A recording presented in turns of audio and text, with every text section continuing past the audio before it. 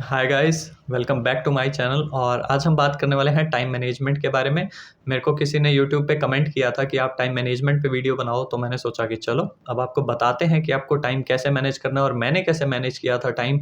जबकि एक वो टाइम था जिस टाइम मेरे आर्टिकलशिप चल रही थी और उस टाइम मैं सीए इंटर का एग्ज़ाम दे रहा था, या फिर तब मैंने टाइम कैसे मैनेज किया। मतलब दूसरा एस्पेक्ट इस वीडियो का ये है कि जब मैं मतलब आर्टिकलशिप से ऑफ ले चुका था या मैं जॉब नहीं कर रहा था और मुझे सीए फाइनल की पढ़ाई करनी थी, तब मैंने टाइम को कैसे मैनेज किया। तो बहुत शॉर्ट में रखूँगा वीडियो, पूरी एंड तक देखना। आपको अच्छी लगे तो लाइक कर देना। तो हम अब बात करते हैं कि हमें टाइम कैसे मैनेज करना है। और सबसे पहली चीज़ हम आ जाते हैं कि अगर हमारा ऑफ़िस चल रहा है तो यार हम टाइम को कैसे मैनेज करें। तो देखो होता क्या है, ऑफ़िस के साथ आपको भी पता है कि टाइम कैसे मैनेज होगा। मतलब 2-3 घंटे आप पढ़ाई कर सकते हो, उससे ज़्यादा आप डेली नहीं निकाल सकते। और कभी-कभी तो ऐसा होता है आपको टाइम ही नहीं मिलता, बहुत हेक्टिक शेड्यूल रहता है। तो अब जब आपके पास 2-3 घंटे का टाइम होता है, आप 2-3 घंटे टाइम निकाल सकते हो सॉरी। तो उसमें आपको क्या करना है कि एक फिक्स सा शेड्यूल बना लेना है कि हाँ, मेरे को अगर रात को पढ़ना है तो मेरे को 2 से 3 घंटे पढ़ना है। और आप जब भी पढ़ाई करें ना यार, सबसे पहली चीज़ अपना फ़ोन साइलेंट कर दें, डिस्ट्रैक्शंस को अवॉइड कर लें। वो आपके लिए ज़्यादा बेटर रहेगा, क्योंकि उससे क्या होता है कि आपका वो जो टाइम है ना वो फिर वेस्ट नहीं होता। नहीं तो कभी बीच में किसी का फ़ोन आया, किसी से कुछ बात हो गई, किसी का मैसेज आया, तो मतलब आपका दिमाग वहीं चलने लग जाता है और फिर आप पढ़ाई से हट जाते हो। तो बेस्ट चीज़ तो यही है। और दूसरी चीज़ क्या है, अब आपको ऑफ़िस टाइम में टाइम मैनेज करना है, तो सबसे एक इम्पॉर्टेंट चीज़ क्या है, जैसे आपकी संडे छुट्टी रहती है। अब आप क्या करो, सैटरडे ऑफ ले लो। अगर आपका सैटरडे संडे ऑफ है तो आप फ्राइडे ऑफ ले लो। मतलब उससे क्या होगा कि जो आपने पहले 3 दिन 4 दिन हफ्ते में पढ़ाई करी है वो आप अच्छे से रिवाइज कर लोगे, कुछ नया करना है वो कर लोगे, कोई मुश्किल चैप्टर था वो अब आप कंप्लीट कर लोगे, कोई चीज़ अच्छे से पढ़ पाओगे। मतलब एक एक छुट्टी आप वीक में ले लो, हर वीक में एक एक छुट्टी ले लो। उससे क्या होगा कि ठीक है, वो आपकी सैलरी ऑब्वियसली प्रोपोर्शनेटली कटेगी, लेकिन बेनिफिट ये रहेगा कि आपका एक रूटीन पढ़ाई का ज़रूर बना रहेगा कि हफ्ते में एटलीस्ट 2 दिन आप पूरे पढ़ाई को दे रहे हो। तो उससे आपकी पढ़ाई बहुत अच्छे से, मतलब आपका सिलेबस कवर हो जाता है और आप थोड़ा-सा टेंशन फ्री रहते हैं कि नहीं, मैं पूरा वीक में सिर्फ़ काम ही नहीं सीख रहा, मैं पढ़ाई भी कर रहा हूँ। तो मेरे हिसाब से ये एक बेस्ट चीज़ रहती है जो आप कर सकते हैं।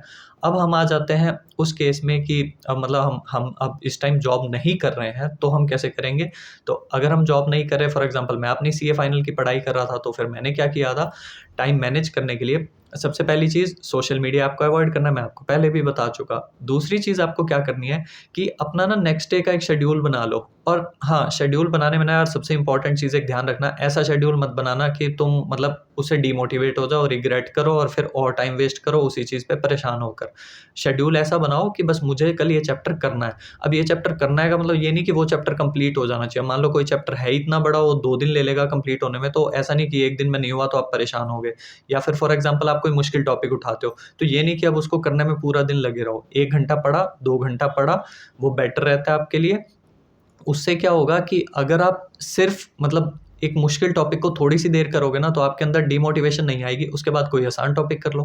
मतलब आप 1 घंटा कुछ आसान टॉपिक की पढ़ाई करो और फिर आप आधा घंटा मुश्किल टॉपिक कर लो। तो उससे आपको बहुत ईज़ी रहेगा कि आप लगातार भी ऐसी कोई चीज़ नहीं कर रहे जिससे आपको लगे कि आपका आउटपुट नहीं निकल रहा। तो मेरे हिसाब से एक बेस्ट चीज़ रहती है। और ये भी नहीं कि कोई 10-10 दिन के, 15 दिन के लंबे शेड्यूल बनाने हैं कि इस दिन ये चैप्टर करना है, उस दिन वो चैप्टर करना है। मतलब मैं तो इस चीज़ में नहीं मानता। मेरे को ये रहता था कि यार टाइम तो उतना ही लगाएँगे ना, जो टाइम लगना है वो लगना है। चाहे 10 दिन का शेड्यूल बना लो, अब क्या पता तुम्हें वो चीज़ 7 दिन में हो जाए, क्या पता वो चीज़ 10 दिन के बजाय वो 15 दिन में हो। तो इसलिए उस चीज़ का कोई फ़ायदा नहीं है, ज़्यादा लंबे शेड्यूल मत बनाओ, छोटा-सा शेड्यूल बनाओ कि हाँ, मुझे ये चैप्टर करना है, 2 या 3 सब्जेक्ट अपने उठा लो साथ में, ये नहीं कि एक सब्जेक्ट पे लगे रहो, उससे भी आउटपुट कई बार कम हो जाता है, आप रियलाइज़ नहीं करते। तो 2 या 3 सब्जेक्ट लो और अपना फ़ोन साइलेंट रखो और जब भी पढ़ाई करो, चाहे 2 घंटा पढ़ाई करो, उसके बाद 1 घंटा फ़ोन चलाना है चलाओ, लेकिन जब पढ़ रहे हो तो सिर्फ़ पढ़ते रहो और देखना धीरे-धीरे माइंड ऐसे हो जाएगा कि सिर्फ़ पढ़ाई में ही लगेगा। तो टाइम मैनेज करने में एक और चीज़ आती है कि अब फैमिली के साथ टाइम कैसे मैनेज करना है। और हाँ, एक चीज़ मैं बताना भूल गया कि अगर आप जॉब कर रहे हैं या आर्टिकलशिप आपकी चल रही है, तो उस टाइम पे आप एक चीज़ और कर सकते हैं कि अगर आपको थ्योरी पढ़नी है तो आप सुबह जल्दी उठें। अगर आपको कुछ प्रैक्टिकल या कुछ वीडियो देखनी है, तो वो आप शाम में भी कर सकते हैं। मतलब थ्योरी पढ़ना शाम में थोड़ा हेक्टिक लगता है मेरे हिसाब से, पूरा दिन ऑफ़िस जाने के बाद। तो बेटर ये है कि अगर आपको थ्योरी पढ़नी है, तो आप सुबह 1-2 घंटा पहले उठ जाएँ, उससे आपको बेटर रहेगा, क्योंकि सुबह-सुबह ठंडे टाइम में थोड़ा थ्योरी पढ़ने में अच्छा लगता है। और अब हम आ जाते हैं उस चीज़ पे कि टाइम मैनेज जैसे आपको करना है नॉर्मली, तो अब क्या होता है कि मान लो सीए फाइनल की आप पढ़ाई कर रहे हैं या आपके मतलब एग्ज़ाम्स बहुत पास आने वाले हैं, 1 महीना रहता है, 1.5 महीना, अब उस टाइम पे आपको फैमिली को भी थोड़ा बहुत टाइम देना है। अब फैमिली को टाइम देने का मतलब ये नहीं कि आप आधा घंटा अलग से निकाल लो। आप खाना खा रहे हो 2 टाइम, 3 टाइम जितना भी आप खाना खाते हो, उस टाइम पे अपना फैमिली के साथ खाना खा लो, उतना बहुत है। उससे ज़्यादा मुझे नहीं लगता आपको कुछ ज़्यादा टाइम देना चाहिए। हाँ, कोई घर के ज़रूरी काम है, वो एक अलग चीज़ है। लेकिन फैमिली डिस्कशंस को अवॉइड करो यार, उन चीज़ों में मत रहो, क्योंकि उससे क्या होगा कि आपका ना फिर दिमाग वहीं घूमता रहता है। आप अगर आधा घंटा भी वहाँ बात करने बैठ गए, तो आपके दिमाग में ना उसके बाद भी वो बातें घूमते रहेंगी कि इस रिश्तेदार ने ये कह दिया, इसने वो कह दिया। तो इन सब बकचोदियों को साइड में करके अपना पढ़ाई पे ध्यान दो, अपने आप पे फ़ोकस करो। अपना सुबह-शाम 2 टाइम 15-15, 20-20 मिनट एक्सरसाइज़ कर लिया करो, उससे आपका माइंड एकदम कूल रहता है, माइंड फ्रेश रहता है, ये साइंटिफिकली भी प्रूवन है। तो बेटर ये है कि इस तरह से आप अपना टाइम मैनेज कर सकते हो। और क्या है कि कभी रिग्रेट हो, कुछ टाइम वेस्ट हो गया, तो कोई बात नहीं यार, उस चीज़ को इतना मत सोचो कि टाइम वेस्ट हो गया। अब उसको सोच के और टाइम थोड़ी वेस्ट करना है। तो इसलिए जो टाइम वेस्ट हो गया वो हो गया, लेकिन अब से आपको करना है तो बहुत ही अच्छे से पढ़ना है और रेगुलरली पढ़ना है। और उसके साथ ये है कि हाँ, एक चीज़ आप और कर सकते हो, वो ये है कि जैसे आपके कुछ भी इम्पोर्टेंट टास्क है, आपको मान लो नेक्स्ट डे आपने सोचा मुझे ये करना है, या मुझे मतलब सिर्फ़ पढ़ाई से रिलेटेड है या कुछ भी नॉर्मल काम है, तो जो भी आपका सबसे इम्पोर्टेंट काम है, उसको सबसे पहले कर लो। अब पढ़ाई करनी है तो कोई मुश्किल चीज़ है, उसको सबसे पहले उठा लो, लेकिन ये भी नहीं कि उसे पूरा दिन उठा के पढ़ते ही रहना, फिर आउटपुट ना निकले, फिर आप रोते रहोगे।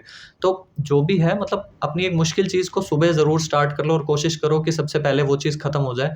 उससे क्या होगा कि आपको थोड़ी मोटिवेशन आती है, और आप अगर पूरा दिन पढ़ भी रहे हो, तो उसके बाद ना मतलब शाम होते-होते आपकी एनर्जी डाउन होने लग जाती है। तो इसलिए जो भी आपको मुश्किल काम करना है, वो आप प्रेफ़र करो कि मैं उसे सबसे पहले करने की कोशिश करूँ।